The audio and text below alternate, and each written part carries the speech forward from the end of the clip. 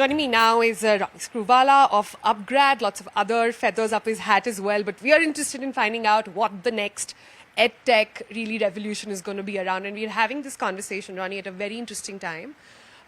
We've interacted with enough startups now to understand that the party seems to be over for now. There seems to be a bit of a halt over how the media starts the party and the media blocks the party and the media actually talks about the end of the party. That's a nice circle. I hope you all are having fun doing that.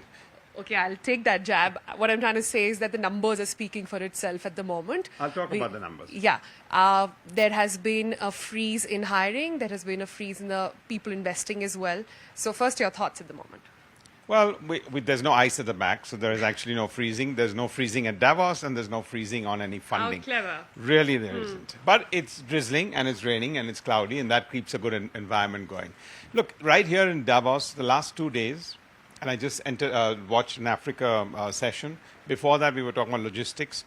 Almost the common theme around, outside of his globalization ending, is the revolution of reskilling. Not ever has that focus been more than today, not just in India, but around the world. Not in just emerging markets, but around the world, in advanced markets.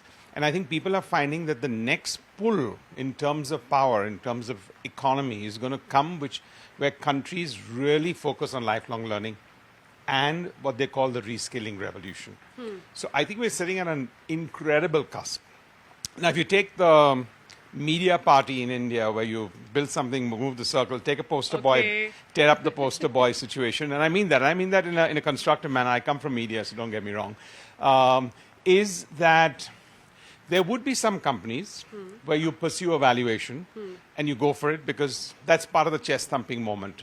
Now, there is absolutely no freeze in anything.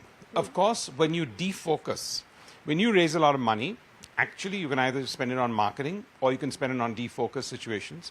People hit glass ceilings. Glass ceilings are supposed to be broken. What they do actually is then expand horizontally. So I think what happened in the last 1.5 to 2 years, because of excess capital in EdTech overall, I would say excess because actually really good education and really good EdTech doesn't require that kind of capital. For the first 5 years at upGrad, we didn't raise any external money at all. We just founder-funded it. It wasn't bootstrapped at all. It was absolutely going along in the way it is. So what you do is either you defocus or you look at M&As of an expensive nature, which could be sometimes for buying revenue, or you're spending it on marketing, or what you think is marketing, but actually it's just creating awareness, where the effectiveness of marketing is not there. So I think that hubris has stopped because the 10 maverick investors who have come into and funded these startups, all for good reason because they've charged up the economy, now suddenly find that they're having an issue with the same valuation that they thought was the right valuation 6 months back. So I think that's a small coterie of founders and investors who, there's nothing wrong with that. Beauty is in the eye of the beholder, so is a valuation from that perspective. Take that stand and go forward. Okay. So I don't think anything is frozen. For any rock-solid business, there's always capital.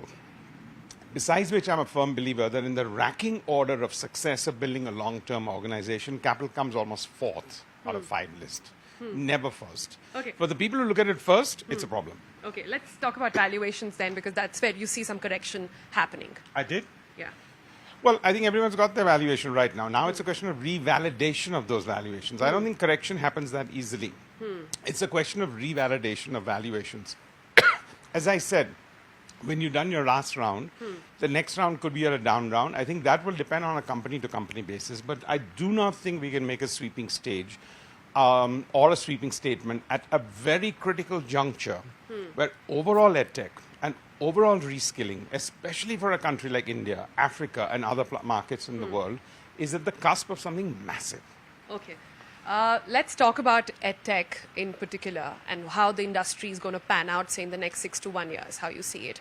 We are coming out of a pandemic, which was huge for EdTech.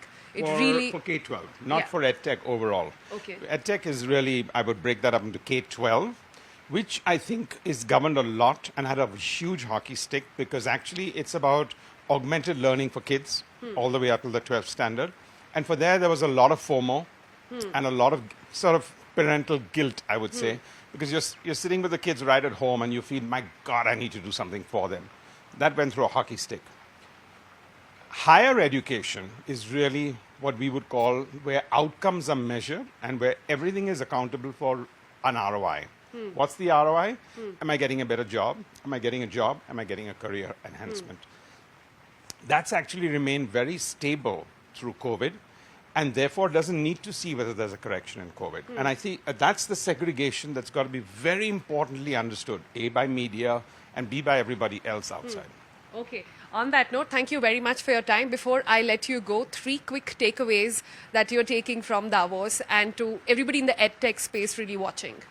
Well, I think the first takeaway from Davos here is that there's a massive, not just a chant, but a sort of reverberating echo on the fact of re-engineering and sort of looking at reskilling and the reskilling revolution that's taking place, where the geopolitical situation will get focused with people who actually invest in their own homegrown talent and a homegrown market. And I think India sits at that cusp, where we have the demographic, we have the young demographic that needs that, and yet we can be the teaching capital of the world.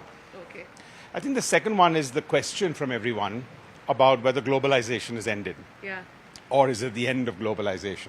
Firstly, I don't think anyone here has really defined what globalization is. Yeah.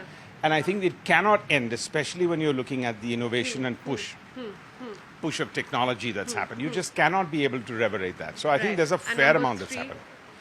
Third one, I would say, is, well, I think there's a general sense of focus and positivity. Most countries are looking at more and more in focus. Okay. On that note, thank you very much. Have a you. good time.